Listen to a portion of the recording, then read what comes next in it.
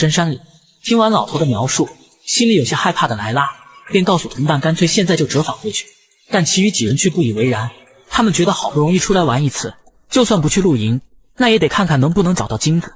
随后，尼克让老头告诉他们一个露营的位置，老头让他们去山坡下半山腰那边，说那边有合适的地方，可千万不要再前往里面。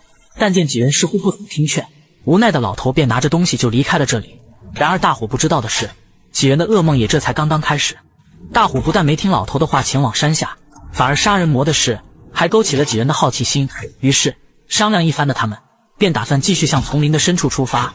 可就当车刚走到一半时，路边却碰见一个想搭便车的小伙。